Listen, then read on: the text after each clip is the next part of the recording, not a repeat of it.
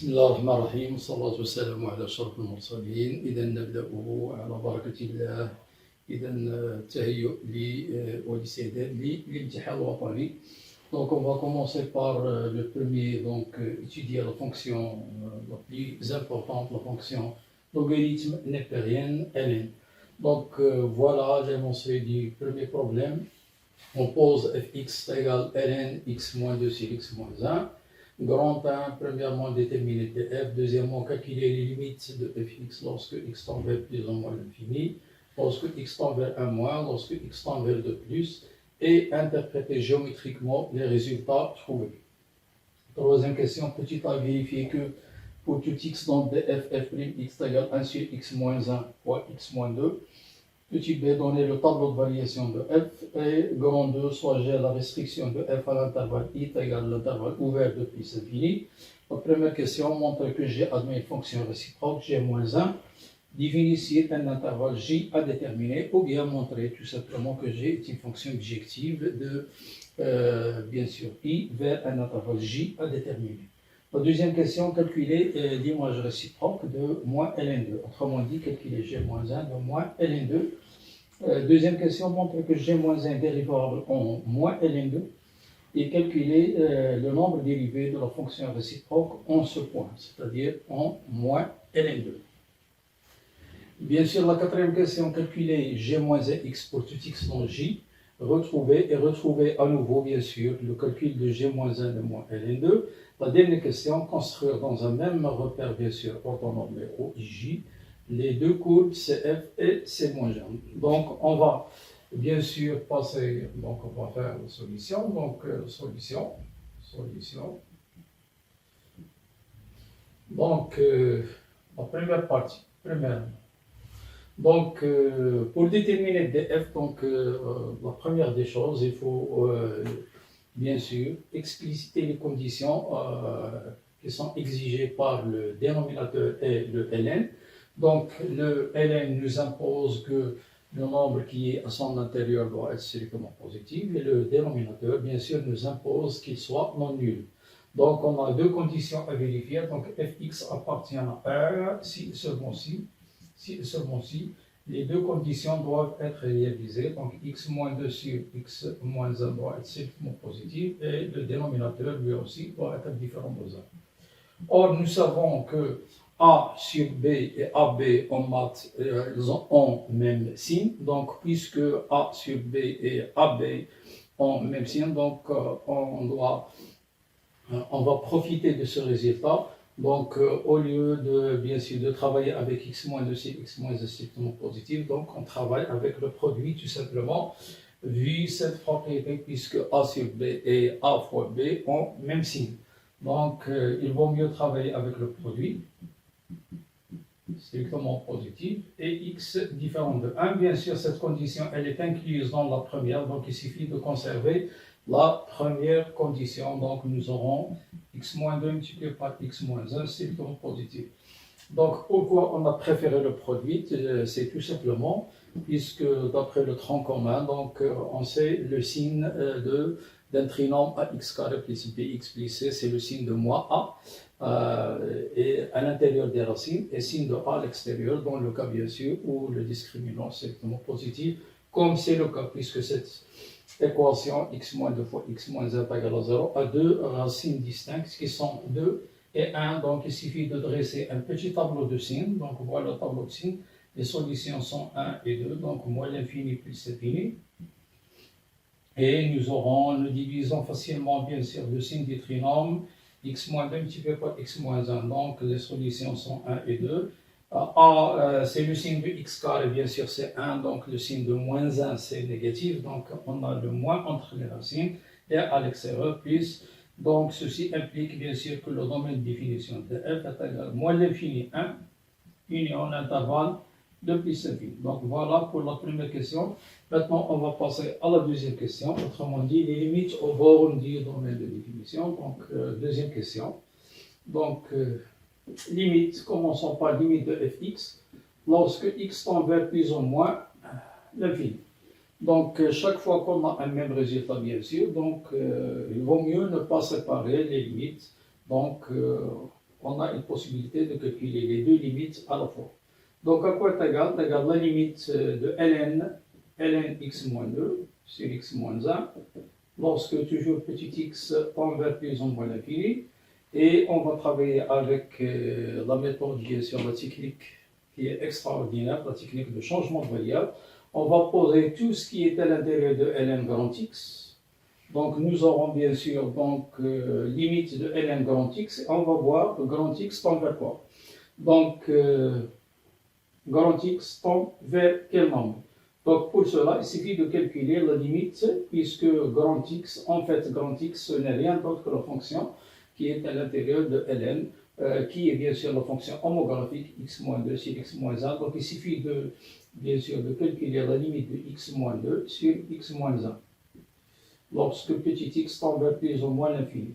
Puisqu'il s'agit d'une fonction rationnelle, donc on lui applique bien sûr la propriété propre à cette fonction rationnelle, à savoir c'est la limite du terme le plus grand degré sur le terme le plus grand degré lorsque x tend vers plus ou moins l'infini. Donc en simplifiant par x, nous aurons 1, et donc la nouvelle variable grand x tend vers 1.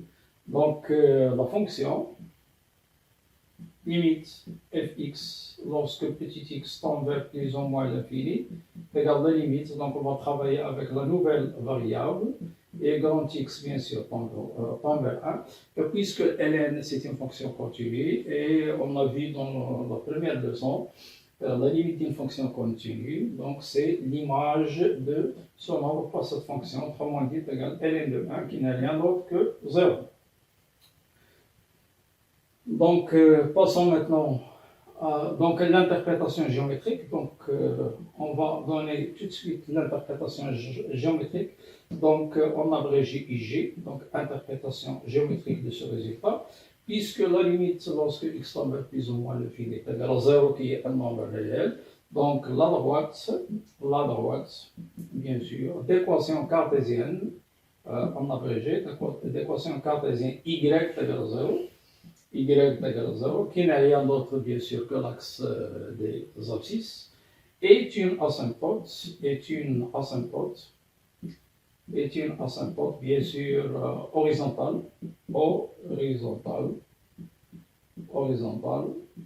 à la courbe CF, bien sûr au voisinage de plus ou moins l'infini. Donc voilà pour cette limite et son interprétation géométrique.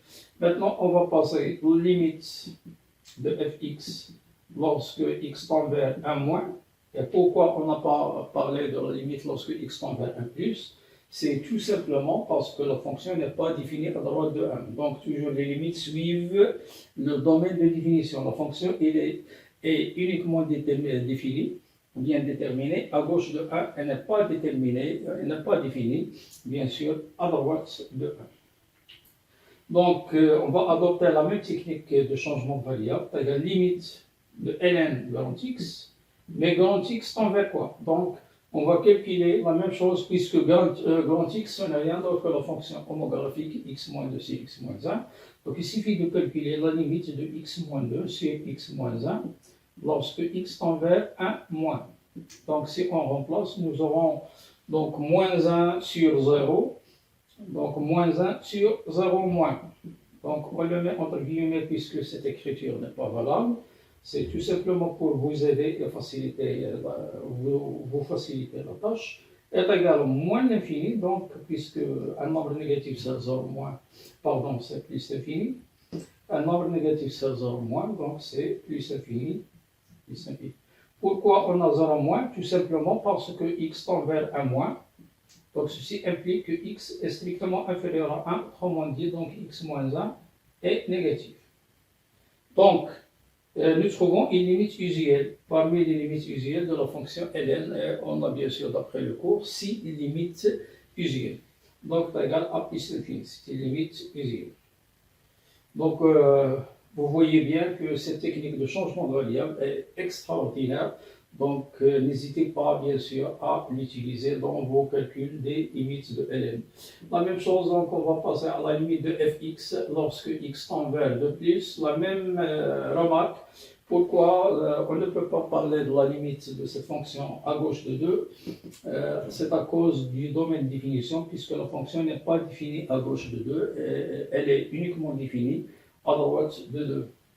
Donc, égale les limites de ln grand x. Lorsque grand x tend vers quel nombre? Bien sûr, on va voir. Il suffit de calculer la limite de cette fonction, x-2 homographique c'est x-1, lorsque x tend vers 2 plus. Or, si vous remplacez, vous trouvez bien sûr 0, donc 0 sur 1 qui est égal à 0.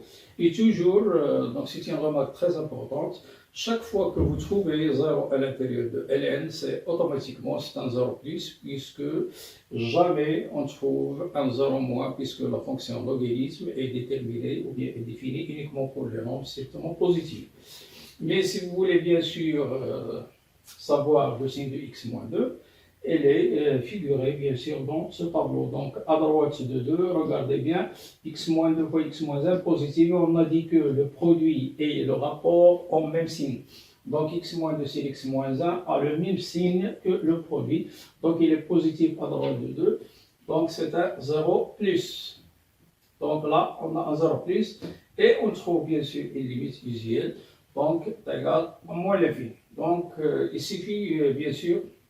Il nous reste bien sûr à donner les interprétations géométriques de ces deux résultats des limites. Donc, interprétation géométrique. Pour celle-là, donc on a x égale 1,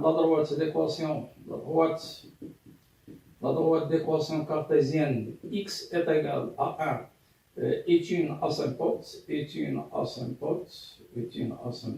bien sûr verticale, et vu qu'on a moins, donc il faut ajouter à gauche. C'est-à-dire qu'il va jouer cette droite verticale, va jouer le rôle de l'asymptote uniquement à gauche et non pas à droite. À gauche, bien sûr, de la courbe CF.